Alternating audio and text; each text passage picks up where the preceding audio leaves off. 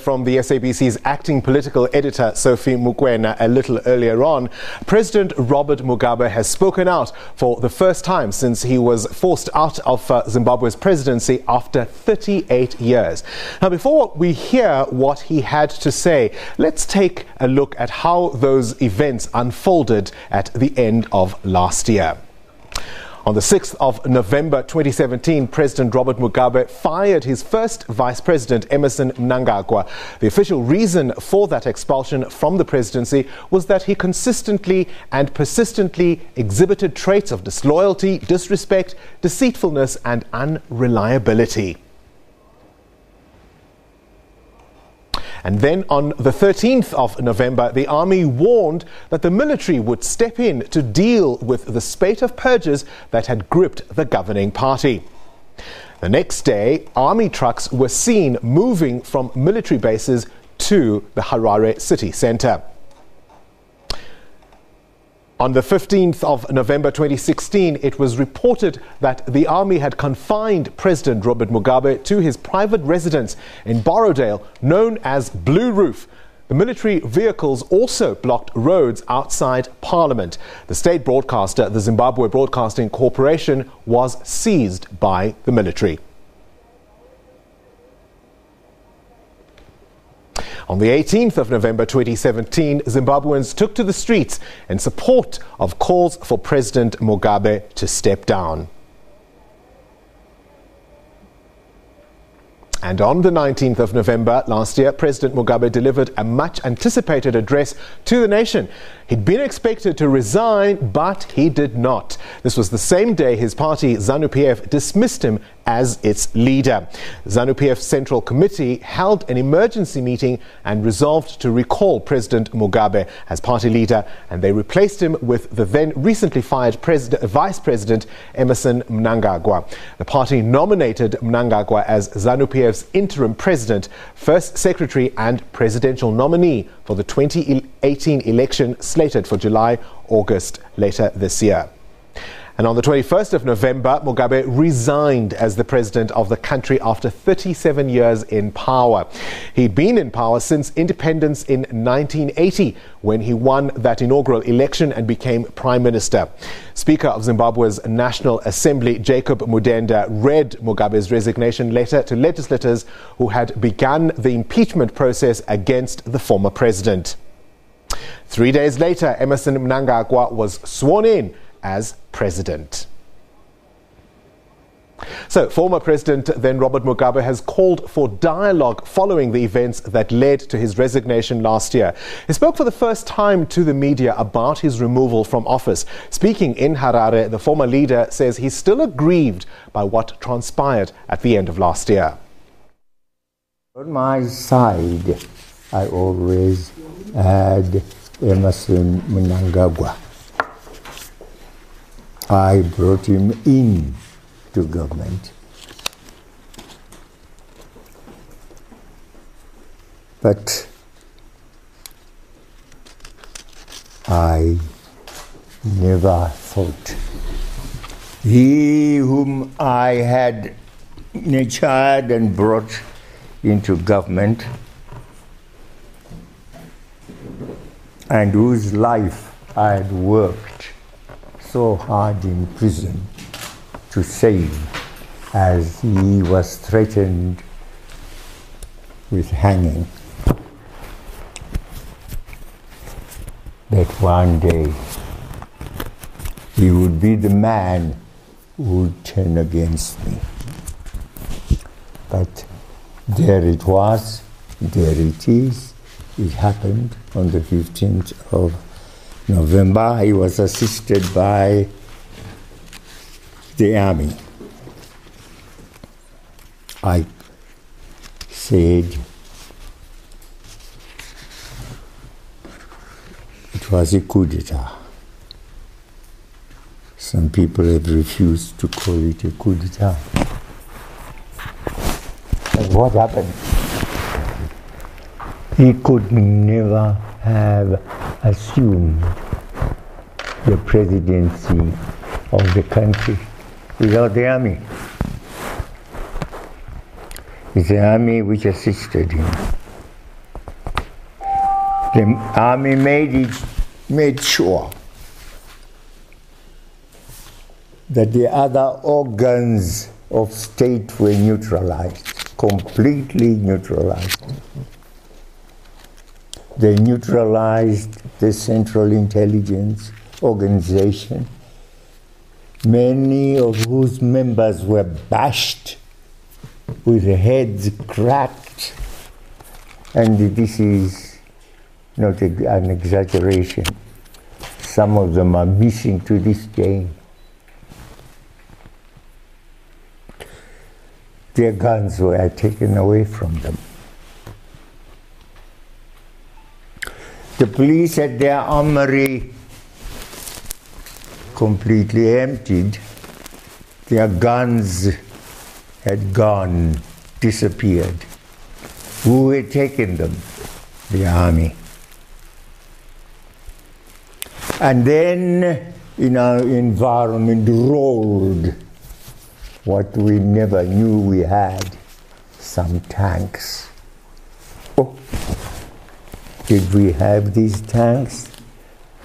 I was told they are ancient ones. 1914 to 1918 tanks. T-63 or 60 something. There they were rolling, armored cars running, and people not allowed to move from one place to another unless they got the permission of the army. Searches were taking place, left, right, and center.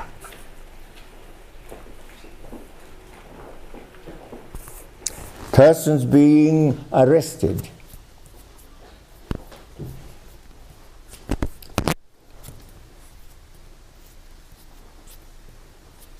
It was truly a military takeover. There was no movement permissible unless that movement was checked and allowed by the army. That's what it was. I don't know what you would want to call it.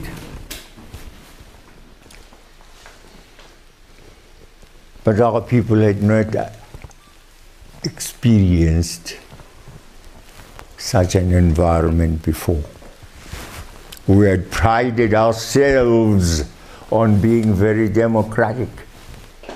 Every day,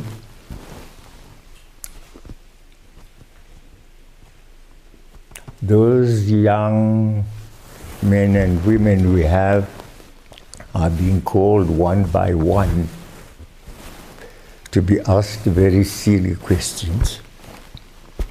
Where is Jonathan? Professor Jonathan Moyo? Where is Kasukuere? Where is Joao? They don't know. They are mere cooks, they are mere messengers, gardeners. You don't expect them to know. Why worry them? Ask me. I don't even know where they are. Yes, once upon a time, we assisted them to get to safety. Guns, volleys of bullets were being fired at their houses, on their houses.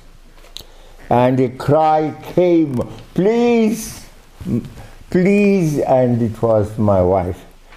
Mama, save us, please save us. I wasn't there. She organized some of has security, and say, go. Go and save them. What happens to you, I don't know. You may die on the way, but go. And she put together the cars and the persons that she had. I wasn't here. And so they were brought to here, to our house. Professor Jonathan Moro, Kasukwere, and their families. The one had about 4 children, wife and 4 children. The other, wife and 3 children. And we kept them here and said to them, we will keep your families. We said that to the men, but you men find your way out. Go where you can, but we will keep your wife and the children here and save them. And so they left. We don't know how, and we don't know where they went. And we kept their families here until the situation was slightly better. Then they asked to get back to their homes. Today Emerson is no longer on my side. I'm no longer the president. He is. I called him president the other day and he said, oh, no, don't please call me president. Call me Emerson. I said, I can't call you Emerson anymore. Okay, I'll call you ED.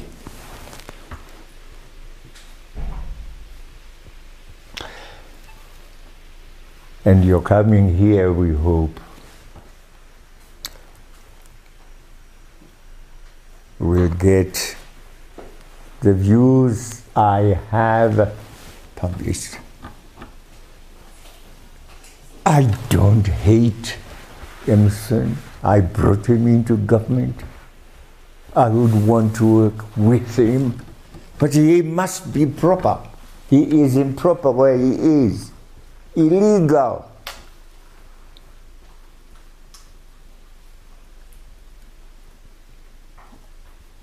And if it is to correct that illegality that he would want me to discuss with him, I'm willing.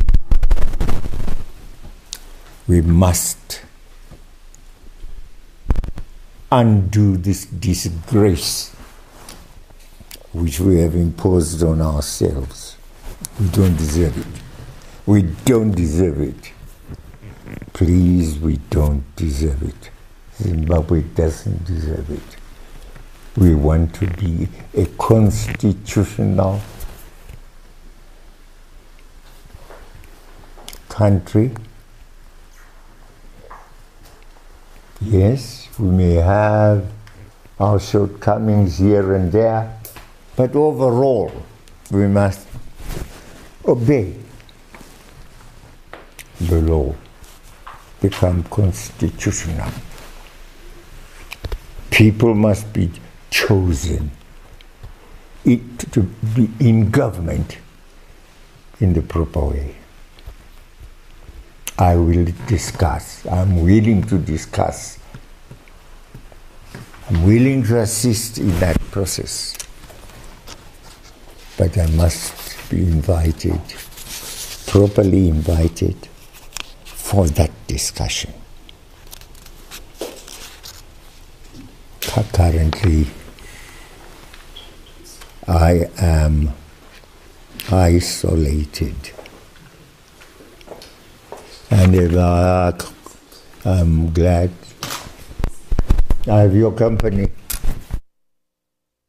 Well, as defiant as ever, you could say almost vintage Robert Mugabe there. We'll bring you that exclusive interview with the former Zimbabwean president, talking to our Sophie Mugwena in later bulletins. Stay with us.